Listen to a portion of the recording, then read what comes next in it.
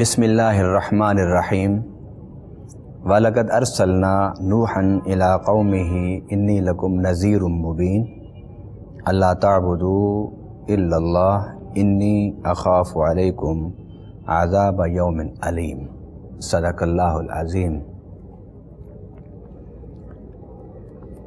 آج اس پروگرام میں ہم انشاءاللہ العزیز حضرت نوح علیہ السلام کے بارے میں ذکر کریں گے۔ حضرت نوح علیہ السلام حضرت آدم علیہ السلام کی وفات کے بعد 1000 سال مدت گزرنے کے بعد تشریف لائے۔ حضرت نوح علیہ السلام نے جب نبوت کا اعلان فرمایا تو قرآن پاک میں اللہ تعالیٰ نے ان کی قوم کی جو سب سے بڑی برائی بیان فرمائی وہ شرک کے علاوہ کہ وہ معاشرہ 2 طبقات میں تقسیم ہو چکا تھا۔ ایک طبقہ جسے وہ اعلیٰ طبقہ، اشرف طبقہ اور بڑا طبقہ سمجھتے تھے، اور انسانوں میں ہی ایک طبقہ انہوں نے ایسا متعارف کرایا تھا جسے ذلیل، کمی اور چھوٹا طبقہ وہ کہتے تھے۔ آپ حضرت نوح علیہ السلام کے اس پورے واقعہ میں، جس کو اللہ تعالیٰ نے قرآن میں بے شمار مقامات پر بیان فرمایا، اور یہ بھی ایک حقیقت ہے کہ رب العالمین نے سب سے زیادہ ذکر قرآن پاک میں حضرت موسیٰ علیہ السلام کا، حضرت ابراہیم علیہ السلام کا اور حضرت نوح علیہ السلام کا فرمایا۔ تو وہ انبیاء جن کا ذکر بہت زیادہ قرآن پاک میں کیا گیا، ان میں ایک نبی اور رسول حضرت نوح علیہ السلام ہیں۔ آپ اندازہ لگا سکتے ہیں کہ اللہ تعالیٰ کو کتنا ناپسند ہے کہ اس کی مخلوق کو 2 حصوں میں تقسیم کر دیا جائے، ایک کو اعلیٰ سمجھا جائے اور دوسرا طبقہ انسانوں کا اسے کم تر خیال کیا جائے۔ اللہ تعالیٰ نے جہاں بھی حضرت نوح علیہ السلام کا ذکر کیا وہاں پہلی بات عبادت رب کی اللہ کی عبادت کی اور ارشاد فرمایا کہ بے شک ہم نے نوح کو ان کی قوم کی طرف بھیجا تاکہ وہ انہیں ڈرائیں کہ تمہارے کاموں کے انجام اچھا نہیں ہے، اس لیے کہ برے کاموں کے انجام ہمیشہ برے ہوتے ہیں اور تم برے راستوں پر چلنے والے ہو۔ اس تیسری آیت میں اللہ تعالیٰ نے ارشاد فرمایا فَقَالَ الْمَلَأُ الَّذِينَ كَفَرُوا مِنْ قَوْمِهِ، پس ان کی قوم میں سے سردار طبقے نے حضرت نوح علیہ السلام سے آ کے خطاب کیا، گفتگو کی اور کہا کہ تم اپنے آپ کو نبی اور رسول کہتے ہو، پہلے اپنا نبی اور رسول ہونا تو ثابت کرو، اور پھر اس کے بعد ہم تمہاری بات سنیں گے نا، ایسے تو نہیں ہم سنتے۔ آپ حیران ہوں گے کہ ہم لوگ ذرا سی بات پر آپے سے باہر ہو جاتے ہیں، بے صبرے ہو جاتے ہیں، اور چھوٹی چھوٹی سی باتوں پر ہم فتووں کے انبار لگا دیتے ہیں، آنکھیں ہماری سرخ ہو جاتی ہیں، بازو ہم چڑھا لیتے ہیں۔ مگر حضرت نوح علیہ السلام سے جب ان کے سرداروں نے بات کی تو آپ اندازہ کر سکتے ہیں کہ کس درجے کی گفتگو تھی ان کی، اور کتنی اس میں حقارت تھی، کتنے اس میں غلط لفظ وہ استعمال کرتے تھے۔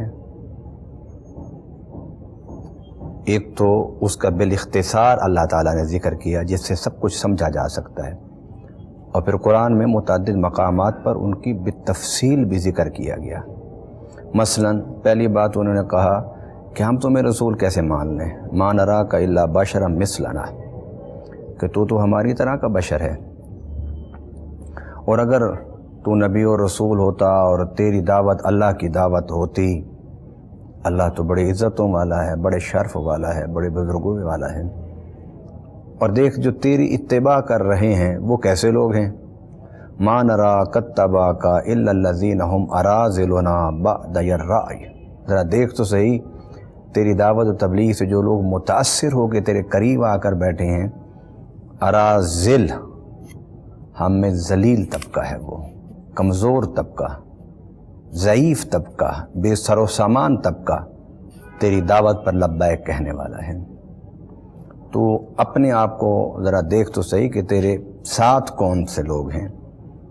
ان لوگوں کے نزدیک عزت، عظمت، فضیلت کی بات اس میں تھی کہ اگر ان کے ساتھ بڑے لوگ جڑ جائیں، پیسے والے، سرداری والے، عہدوں والے لوگ جڑ جائیں تو اسے فضیلت کی بات سمجھی جاتی تھی۔ اور افسوس ہے کہ آج امت مسلمہ بھی اسی عادت میں مبتلا ہو گئی۔ ہم اسے ہی بڑا سمجھتے ہیں جس کے ارد گرد پیسے والے، دولت والے، اقتدار والے، شہرت والے، منصب والے لوگ اکٹھے ہوں، خواہ اس کے پاس علم، عقل، فکر اور عمل کی کوئی دولت نہ ہو۔ اور ہمارے نزدیک وہ لوگ عزت والے سمجھے نہیں جاتے کہ جن کے پاس علم، عقل اور کردار ہو، مگر ان کے ارد گرد دنیاوی عہدوں رکھنے والے لوگوں کا جھرمٹ اور ہجوم نہ ہو۔ تو انہوں نے کہا کہ پہلے تو یہ ہے کہ تو ایک عام انسان ہے، دوسرا یہ ہے کہ تیری دعوت سے متاثر ہونے والے معاشرے کا کمزور ترین طبقہ، جسے انہوں نے ذلیل طبقہ کہا، وہ ہے۔ اور تیسری بات انہوں نے کی، وَمَا نَرَىٰ لَكُمْ عَلَيْنَا مِنْ فَضْلٍ، ذرا بتا تو صحیح تو ہم پر کسی بھی اعتبار سے فضیلت رکھتا ہے، قوم کے اعتبار سے، برادری کے اعتبار سے، مال و دولت کے اعتبار سے، حکومت و اقتدار کے اعتبار سے؟ نہیں، تو ہم سے ہر لحاظ سے کم تر ہے۔ بات یہیں تک نہیں رکتی، یہ آیت ختم ہوتی ہے، انہوں نے کہا بل نظنکم کاذبین، الیاذ باللہ، بلکہ ہم تو سوچتے ہیں کہ تو ہے جھوٹا، اور تیرے ساتھ جو بیٹھے ہیں یہ بھی جھوٹے لوگ ہیں۔ ناظرین کرام، جن لوگوں کو دین کی دعوت کا شرف اللہ نے عطا کیا ہے اور جنہیں یہ توفیق دی ہے، ان لوگوں کو اپنے اندر صبر، ہمت، حوصلہ پیدا کرنا چاہیے، ان کو اپنے سینوں میں دل کو بڑا رکھنا چاہیے۔ حضرت نوح علیہ السلام سے لے کر میرے آقا صلی اللہ علیہ وسلم تک تمام انبیاء کرام کی زندگی کو دیکھیے تو ان سب کی زندگی میں جو صبر تھا وہ پہاڑ سے اونچا تھا، صبر تھا پہاڑ سے زیادہ مضبوط تھا، حوصلے ان کے غیر متزلزل تھے۔ وہ لوگ جو دین کی بات بھی کریں اور تھوڑی ہی دیر کے بعد سوال کرنے والے، الجھاؤ پیدا کرنے والے لوگوں کے ساتھ گتھم گتھا ہو جائیں، انہیں یہ حق نہیں کہ وہ مسند ارشاد پر بیٹھیں۔ اب یہاں تو لفظ انہوں نے کاذبین کہا، قرآن پاک میں دوسرے مقامات پر انہوں نے کہا مجنون، یہ تو مجنون ہے، حضرت نوح علیہ السلام سے کہا، اور صرف مجنون نہیں کہا بلکہ اس کے بعد جھڑکا انہیں، وَازْدُجِرْ، جھڑکا، جس طرح کسی بے عقل بندے کو، کم عقل بندے کو، کم سوچ رکھنے والے کو، کم علم لوگوں کو، جس طرح ہم لوگ سمجھتے ہیں کہ ان کو تو ہماری بات سمجھ نہیں آ رہی، لہذا انہیں جھڑک کے یہ کام کہا جائے کہ یہ کرو، کیونکہ ان میں سوچنے کی، فکر کرنے کی صلاحیت نہیں موجود۔ حضرت نوح علیہ السلام کو جب انہوں نے کہا کہ اگر تم چاہتے ہو کہ ہم تمہاری بات سنیں تو پھر سننے کے لیے قبول کرنا یہ بات کی بات ہے کہ ہم تمہاری بات قبول کرتے ہیں یا نہیں کرتے، اس کی نہیں بات کر رہے، صرف سننے کی بات کر رہے ہیں۔ اگر تم چاہتے ہو کہ ہم تمہاری بات سنیں تو پھر کیا کرو کہ یہ جو تمہارے پاس ذلیل لوگ بیٹھے ہیں ان کو یہاں سے اٹھا دو، ان کو اٹھاؤ گے ہم آ کے بیٹھیں گے اور تمہاری بات سنیں گے۔ تو حضرت نوح علیہ السلام نے کیا جواب دیا؟ آپ نے فرمایا یا قوم لا اسألکم علیہ مالا ان اجریہ الا علی اللہ، اے میری قوم تمہارے پاس مال دولت سب کچھ ہوگا، مگر میں نے تم سے کچھ مانگا تو نہیں ہے کہ مجھے مال دو، مجھے دولت دو، مجھے پیسہ دو، میں نے نہیں مانگا۔ میں جتنا دین کا کام کر رہا ہوں مجھے اس کا معاوضہ اور اجر اللہ سے لینا ہے، میں تم سے کچھ نہیں مانگتا۔ وما انا بطارد الذین آمنوا انہم ملاقو ربہم ولکنی اراکم قوما تجہلون ویا قوم من ینصرنی من اللہ ان طردتہم افلا تذکرون۔ اگر میں تمہارے کہنے پر ان کو یہاں سے اٹھا دوں دھتکار دوں تو بتاؤ ان کے دھتکارنے سے جو اللہ کا غضب ہوگا اس سے بچنے کے لیے کون تم میں سے میری مدد کرے گا؟ میں ہرگز ان کو نہیں اٹھاؤں گا۔ نوح علیہ السلام نے نہیں اٹھایا ان کو۔ یہ کشیدگی بڑھتی گئی بڑھتی گئی بڑھتی گئی، یہاں تک بڑھی کہ اللہ تعالیٰ نے حضرت نوح علیہ السلام کو وحی فرمائی، فرمایا وَأُوحِیَ إِلَىٰ نُوحٍ أَنَّهُ لَن يُؤْمِنَ مِن قَوْمِكَ، فرمایا نوح جتنے لوگوں نے ایمان لانا تھا ایمان لے آئے، اب اس سے زیادہ لوگ تجھ پر ایمان نہیں لائیں گے۔ إِلَّا مَنْ قَدْ آمَنَ فَلَا تَبْتَئِسْ بِمَا كَانُوا يَفْعَلُونَ، بس جو ایمان لانا تھا جنہوں نے لے آئے اس کی تعداد تاریخ اور حدیث کی کتابوں میں 80 کے قریب ہے۔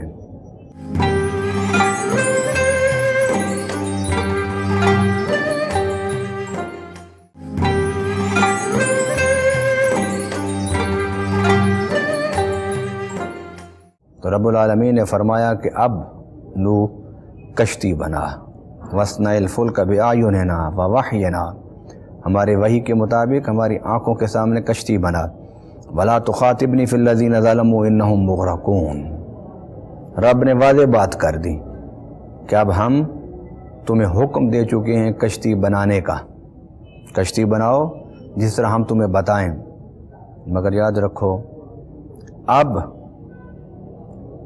جو بھی کام تم کرو گے اس کام کرنے کے بعد جب ہمارا عذاب شروع ہوگا تو پھر تم نے کسی کے بارے میں ہم سے گفتگو نہیں کرنی، ہم نے ان سب کو غرق کر دینا ہے۔ ناظرین کرام، حضرت نوح علیہ السلام جب کشتی بنانے لگے تو قوم کے جو سردار تھے وہ آتے اور ہنس کے چلے جاتے اور کہتے کہ یہ کشتی چلاؤ گے کہاں پر؟ زمین پر چلاؤ گے؟ صحرا میں چلاؤ گے؟ پہاڑوں پر چلاؤ گے؟ مذاق کرتے ہیں۔ وَكُلَّمَا مَرَّ عَلَيْهِ مَالٌ مِّن قَوْمِهِ سَخِرُوا مِنْهُ، مذاق کرتے ہیں، ٹھٹھا کرتے ہیں۔ قَالَ إِن تَسْخَرُوا مِنَّا فَإِنَّا نَسْخَرُ مِنْكُمْ كَمَا تَسْخَرُونَ۔ حضرت نوح علیہ السلام فرمایا ذرا تھوڑی دیر ٹھہر جاؤ، جس طرح تم مجھ سے اب مذاق کر رہے ہو پھر ہم اسی طرح تم سے مذاق کریں گے۔ کیا مطلب؟ کہ تم مذاق کرتے ہو ہم سے، ہمیں جھوٹا باطل پر کہہ کے، اور میں نے تمہیں کہا ہے کہ رب کا عذاب آنے والا ہے، تو جب تم اس عذاب میں گرفتار ہو جاؤ گے تو یہ اللہ کا مذاق ہوگا تم سے، تو پھر تم اس وقت چھوٹ نہیں سکو گے۔ بالآخر جب کشتی تیار ہو گئی، کشتی تیار ہونے کے بعد انہوں نے صرف زبان سے ہی مذاق نہ کیا بلکہ بعد نے اس کشتی میں آ کے پیشاب کرنا شروع کر دیا۔ حضرت نوح علیہ السلام بڑے دل گرفتہ ہوئے، اللہ سے کہا کہ اللہ ان کی سرکشی اور بغاوت کو دیکھ کہ انہیں کشتی کو گندہ کر دیا۔ رب العالمین نے ایک خاص ہیلے اور بہانے سے انہی مذاق کرنے والوں سے کشتی کو صاف کروایا۔ جب کشتی صاف ہو گئی، رب العالمین نے فرمایا کہ تم اے نوح ہر پرند اور چرند اور جانور کا ایک ایک جوڑا کشتی میں سوار کر لو، اور سارے اپنے مومنوں کو کشتی میں سوار کر لو۔ اب قرآن پاک کہتا ہے کہ سارے سوار ہو گئے، تو پھر کیا ہوا؟ आसमान से पानी बरसने लगा, ज़मीन से पानी बरसने लगा, दरख्तों से पानी बरसने लगा, पत्थरों से पानी निकलने लगा। कायनात पस्त व बाला में कोई ज़र्रा भी तो नहीं था कि जहाँ से पानी बरस ना रहा हो। तो इसी में कुरान पाक में अल्लाह ताला ने इरशाद फरमाया, वह तजरी बिहिम फ़ी मौजिन कल जिबाल। तो हज़रत नूह अलैहिस्सलाम की कश्ती उस तूफ़ान में ऐसे चल रही थी जिस तरह कोई पहाड़ होता है। तो अचानक हज़रत नूह अलैहिस्सलाम की नज़र अपने बेटे पर पड़ी। तो जब बेटे पर पड़ी तो आपने फरमाया, वनादा नूहो इब्नहू वकान फ़ी माज़िलिन या बुनय्यर कब माना। आपने बेटे से कहा, क्योंकि आपकी बीवी मोमिना नहीं थी, ईमान से मुशर्रफ नहीं हुई थी, इसलिए वो कुफ़ार के साथ थी। तो बेटा भी उसने अपने साथ रखा। तो हज़रत नूह अलैहिस्सलाम ने जब देखा कि अल्लाह का वादा है कि कोई नहीं बचेगा, तो आपके दिल में प्यार पैदा हुआ और आपने बेटे को पुकारा कि मेरे बेटे आ जाओ मेरे साथ कश्ती में, वला तकुम माल काफिरीन, काफिरों के साथ ना रहो। तो क़ाल सआवी इला जबल यासिमुनी मिनल मा। तो बेटे ने कहा कि मेरी फ़िक्र ना करो, मैं इतने बड़े पहाड़ पर चढ़ गया हूँ कि जिस पहाड़ की चोटी तक पानी नहीं पहुँच सकता। तो हज़रत नूह अलैहिस्सलाम ने फरमाया, नबी थे, रसूल थे, रब से बातें होती थीं, उनको यकीन था कि मुश्किल वक्त आने वाला है मेरे बेटे पर। तो आपने फरमाया, क़ाल ला आसिमल यौम इल्ला मिन अम्रिल्लाहि इल्ला मन रहिम। ऐ मेरे बेटे, आज अल्लाह जिस पर रहमत करेगा वही बचेगा, बाकी कोई नहीं बच सकता। अभी ये बात हो ही रही थी, कुरान पाक में है कि वहाल बैनहुमल मौज फ़कान मिनल मुग़रक़ीन।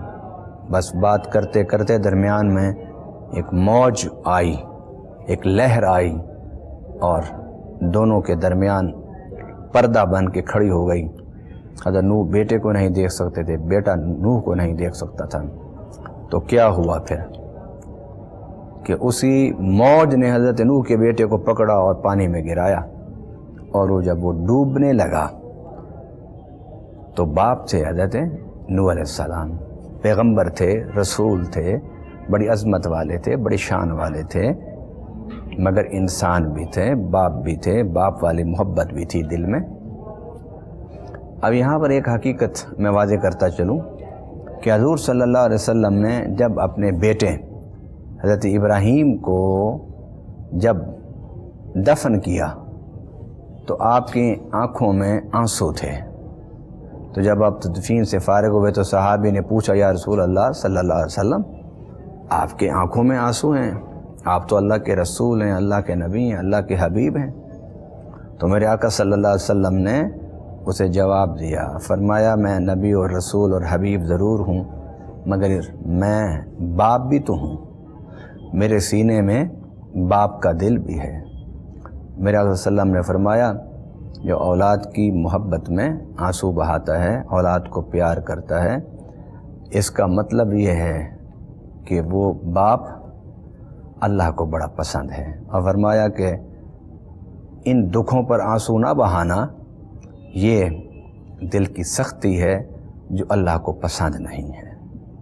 और इसी के साथ एक और हदीस भी मैं आपको समझाता चलूँ, क्योंकि अम्बिया के जो किस्स हम बयान कर रहे हैं क़ससुल अम्बिया के उन्वान के तहत, उसका मकसद भी सिर्फ़ तारीख़ बताना नहीं है या तारीख़ी तफसीलात मकसद नहीं बताना, उसका मकसद सबक हासिल करना है, नसीहत हासिल करना है, इबरत हासिल करना है और उन कामों से बचना है कि जिन कामों से अल्लाह नाराज़ होता है और इंसान तबाही और बर्बादी की तरफ जाता है।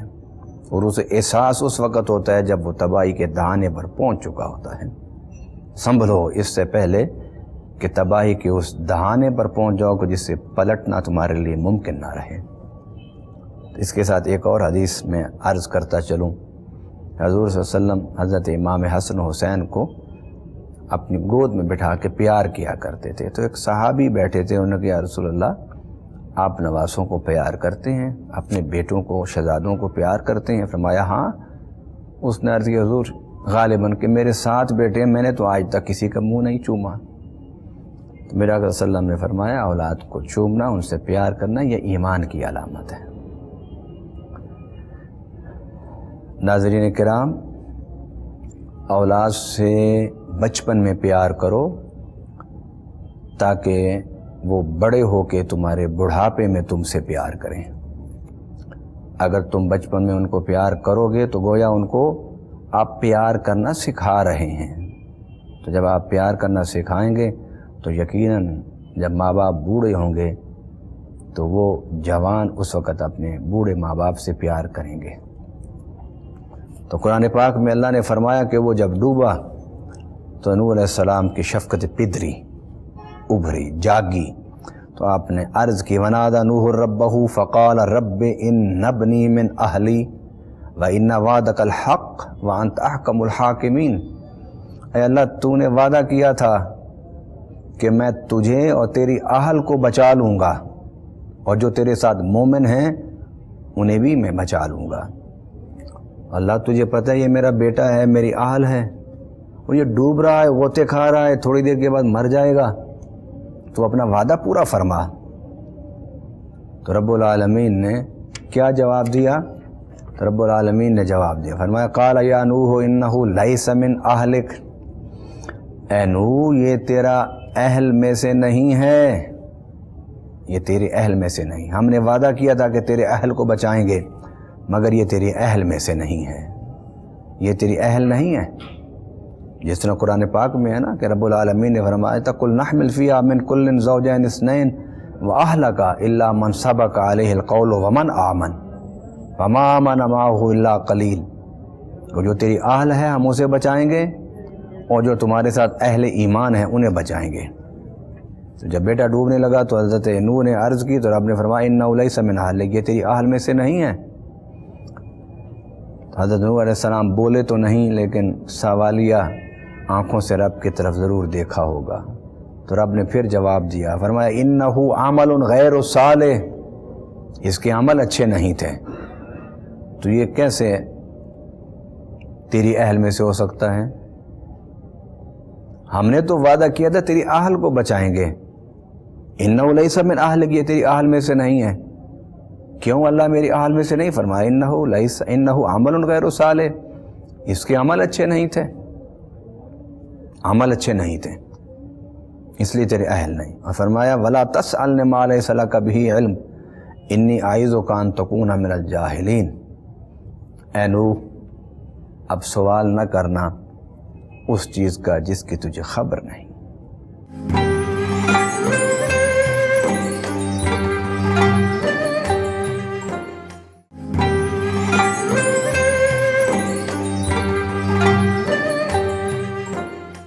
ہم نے اب تجھے خبر دے دی ہے، بتا دیا ہے۔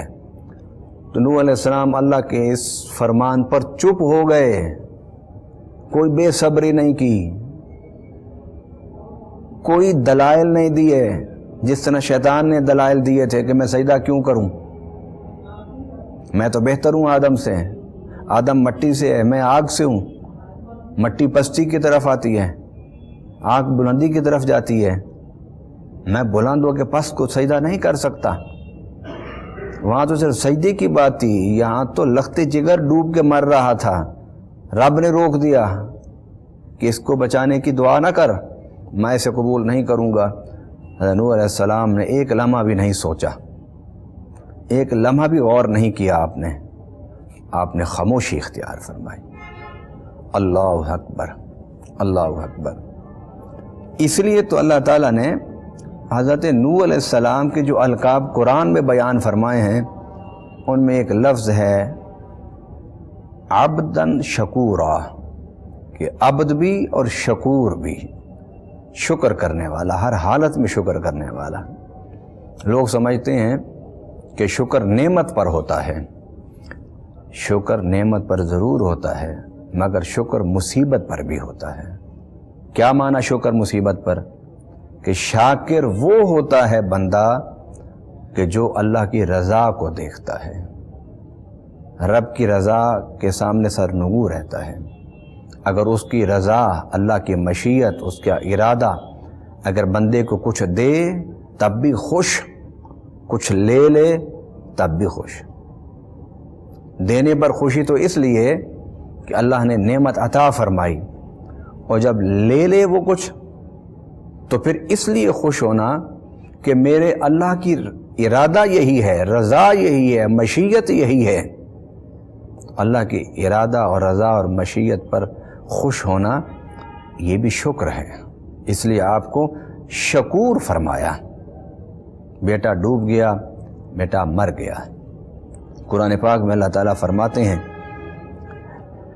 کہ پھر وہ وقت آیا کہ حضرت نوح علیہ السلام کی کشتی کنارے لگی۔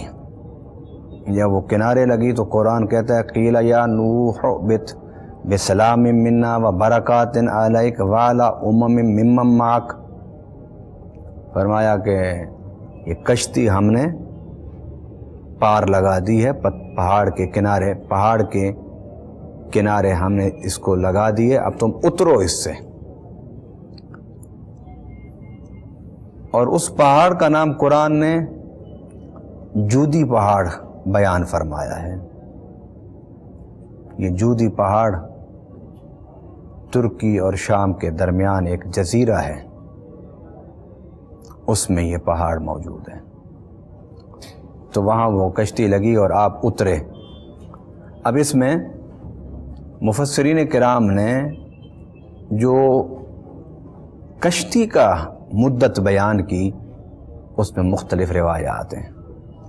پہلی روایت یہ ہے کہ 80 سال آپ کشتی میں رہے، دوسری روایت یہ ہے کہ 91 سال آپ کشتی میں رہے، تیسری روایت یہ ہے کہ 10 سال آپ کشتی میں رہے۔ سبحان اللہ، وہ اللہ ہمارا کتنا طاقتور ہے، کتنا قدرت والا ہے، کتنا بڑا رازق ہے، وہ کتنا زیادہ عطا فرمانے والا ہے کہ اس کشتی میں اگر 10 سال ہی مراد لے لیے جائیں تو 10 سال لوگوں نے کھایا بھی پیا بھی، ان 10 سال میں انہوں نے زندگی بھی گزاری، کپڑے بھی پہنے، گرمی سردی کے موسم بھی گزارا، بیماری اور صحت کے ایام بھی گزارے۔ 10 سال اللہ تعالیٰ ان کو سب چیزیں اس کشتی میں عطا فرماتا رہا۔ ہم لوگ فکر مند ہو جاتے ہیں اگر ایک دن ہماری زندگی میں کوئی تنگی کا آ جائے کہ کیا کریں گے، کیسے کھائیں گے، کہاں سے کھائیں گے۔ ناظرین کرام، کھلانے والی اللہ کی ذات ہے، دینے والی اللہ کی ذات ہے، یہ اس کا وعدہ ہے۔ قرآن پاک میں اللہ نے ارشاد فرمایا وَمَا مِن دَابَّةٍ فِي الْأَرْضِ إِلَّا عَلَى اللَّهِ رِزْقُهَا، کہ زمین پر چلنے والی ہر چیز، ہر مخلوق کا رزق اللہ نے اپنے اوپر فرض کر لیا ہے۔ آپ سوچ سکتے ہیں کہ اللہ اپنی ذمہ داری جو خود اس نے رحمت و شفقت کی وجہ سے اپنے اوپر لازم کی ہے اس کو پورا نہیں کرے گا؟ سوچا بھی نہیں جا سکتا کہ رب اپنی مخلوق کو رزق نہیں دے گا، مگر اس کے ساتھ اس نے ایک اور بات بھی کی ہے، اور وہ یہ ہے کہ وَلَيْسَ لِلْإِنسَانِ إِلَّا مَا سَعَىٰ، کہ انسان کے لیے وہی کچھ ہے جس کے لیے وہ کوشش کرتا ہے۔ انسان کوشش کرے اچھی نیت کے ساتھ، اخلاص کے ساتھ، دیانتداری کے ساتھ، رب اسے رزق دے گا۔ بڑی کوشش کرنے سے بڑا رزق دینے کا وعدہ نہیں ہے اللہ کا۔ تھوڑی محنت کرنے سے تھوڑا رزق دینے کی بات بھی کہیں بھی نہیں ہے۔ رب نے رزق کا تعلق محنت سے ضرور جوڑا ہے، مگر رزق زیادہ اور کم اس کا تعلق رب نے محنت سے نہیں جوڑا۔ قرآن پاک میں اللہ نے فرمایا اِنَّ رَبَّكَ يَبْسُطُ الرِّزْقَ لِمَن يَشَاءُ وَيَقْدِرُ، بے شک تیرا رب جس کے لیے چاہتا ہے رزق کھلا کر دیتا ہے، جس کے لیے چاہتا ہے رزق تھوڑا کر دیتا ہے۔ اب آپ کہیں گے کہ رزق اللہ سے زیادہ لینا ہو تو محنت کے بعد کون سا کام کرنا چاہیے؟ تو رزق زیادہ لینا ہے اللہ سے تو محنت کے بعد دعا کرو۔ دعائیں مقدر بدل دیتی ہیں۔ اگر اللہ نے رزق میں تھوڑا رزق، اللہ نے مقدر میں تھوڑا رزق لکھا ہے، اس کو بڑھانا چاہتے ہو تو دعائیں کرو. اور دوسرا اصول رزق کو بڑھانے کے لیے کہ اللہ کے راستے میں صدقہ کرو. اللہ کے راستے میں دو، بھوکھوں کو کھلاؤ، پیاسوں کو پلاؤ، ننگوں کو پہناؤ، بیماروں کا علاج کرو. علاقے میں، خاندان میں، محلے میں جو لاوارث بچے ہیں ان کی تعلیم و تربیت کا خیال رکھو. اس سے رزق کیسے بڑھے گا؟ آپ تو کہیں گے اس سے تو رزق خرچ ہوگا، بڑھے گا کیسے؟ رب نے قرآن میں فرمایا کہ جو میرے راستے میں 1 پیسہ خرچ کرتا ہے میں اسے 700 دیتا ہوں. یہ تو ایک پکی بات ہے اللہ کی. لیکن آگے فرمایا واللہ یضاعف لمن یشاء. 700 کا تو ہم نے وعدہ فرما لیا ہے، جو میرے راستے پر دے گا اس کو میں 700 سے بھی کئی گنا زیادہ کر کے عطا فرماؤں گا. ناظرین کرام، حضرت نوح علیہ السلام کشتی سے اترے، 10 سال کشتی میں رہے، کھایا پیا، رب نے کھلایا پلایا. کیوں بھول جاتے ہو کہ جو رب تمہیں 9 مہینے ماں کی پیٹ میں بغیر محنت کے عطا کر سکتا ہے، وہ زمین پر آنے کے بعد جب تم محنت کرو گے اور پھر اللہ پر چھوڑ دو تو وہ تمہیں رزق نہیں دے گا؟ دے گا، ضرور دے گا. مگر اپنے نیتوں کو ٹھیک رکھو، بددیانتی نہ کرو، خیانت نہ کرو، چوری نہ کرو، 2 نمبر کام نہ کرو. جب ان اصولوں کو سامنے رکھتے ہوئے کام کرو گے تو رب برکت دے گا. ناظرین کرام، حضرت نوح علیہ السلام نیچے اتر آئے. تو جب آپ نیچے اترے تو اللہ تعالیٰ نے آپ کو 3 بیٹے عطا فرمائے تھے، حام، سام اور یافس. چوتھا بیٹا یام تھا جو کنعان کے نام سے مشہور تھا. اس کے بارے میں احادیث میں آتا ہے کہ وہ ہی تھا کہ جو طوفان نوح میں غرق ہو گیا تھا. طوفان نوح میں وہ غرق ہو گیا تھا، اس کا نام کنعان تھا. تو اس کے بعد ایک اور بیٹا اللہ تعالیٰ نے آپ کو دیا جو طبی موت اس طوفان نوح سے پہلے مر گیا تھا. تو 5 بیٹوں کا ذکر آتا ہے. 5 بیٹوں میں حام، سام اور یافس، یہ طوفان نوح میں بھی آپ کے ساتھ تھے، طوفان کے بعد بھی آپ کے ساتھ تھے. اور 2 بیٹوں کا ذکر ہے، ایک کا نام کنعان تھا اور ایک کا نام عابر تھا. کنعان نوح میں ڈوب کے مرا، طوفان نوح میں ڈوب کے مرا، اور عابر طوفان نوح سے پہلے اپنے طبی موت مر گیا. ناظرین کرام، نوح علیہ السلام کا طوفان ایسا کیوں تھا کہ اس نے ایک بھی جاندار نہ چھوڑا؟ اس کی وجہ یہ تھی کہ حضرت نوح علیہ السلام اپنی قوم کی حقارت، تمسخر، مذاق اور ذلت سے اتنا تنگ آ گئے تھے کہ آپ نے ہاتھ اٹھا دیے تھے، رب لا تذر علی الارض من الکافرین دیارا. اے اللہ، زمین پر ایک گھر بھی نہ چھوڑنا ان کافروں کا، ان منکروں کا، ایک گھر بھی نہ چھوڑنا. پیغمبر کی دعا قبول ہوئی. تو زمین کی بات کی تھی نا، کوئی ایک علاقے کی بات نوح علیہ السلام نے نہیں کی تھی، زمین کی بات کی تھی. زمین پر طوفان آیا، اور آپ نے لا تذر علی الارض من الکافرین دیارا، ایک بھی گھر آباد ان کا نہ رہے زمین پر.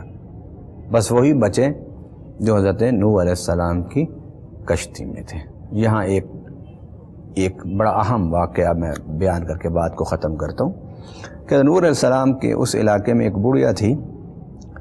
تو آپ نے فرمایا کہ بڑھیا تم اپنا سامان سمیٹو، جب طوفان آنے والا ہوگا تو میں تمہیں ساتھ لے جاؤں گا. وہ بڑھیا حضرت نوح علیہ السلام اور ایمان والوں کو روٹیاں پکا کے دیا کرتی تھی. طوفان شروع ہو گیا، آپ کشتی میں بیٹھ گئے، آپ کو یاد نہ رہا. طوفان تھم گیا 10 سال، 80 سال یا 90 سال کے بعد. تو آپ کو یاد آیا کہ وہ بوڑھی اماں، میں وعدہ کر کے آیا تھا کہ تم یہیں بیٹھو، میں تمہیں لے جاؤں گا جب طوفان شروع ہوگا. جب طوفان تھم گیا، 1 صدی گزر گئی، آپ گئے تو دیکھا کہ وہ بوڑھیا اسی طرح اپنی سامان تھوڑا سا تیار کر کے باندھ کے ساتھ بیٹھی ہے. جو ہی نوح علیہ السلام اندر گئے تو اس نے کہا کہ نوح، طوفان شروع ہو گیا. حضرت نوح علیہ السلام حیران ہو کے بولے، عرض کرنے لگے، فرمانے لگے، اماں طوفان آ کے تھم بھی گیا، تجھے نہیں پتہ چلا؟ اس نے کہا نہیں، مجھے نہیں پتہ چلا.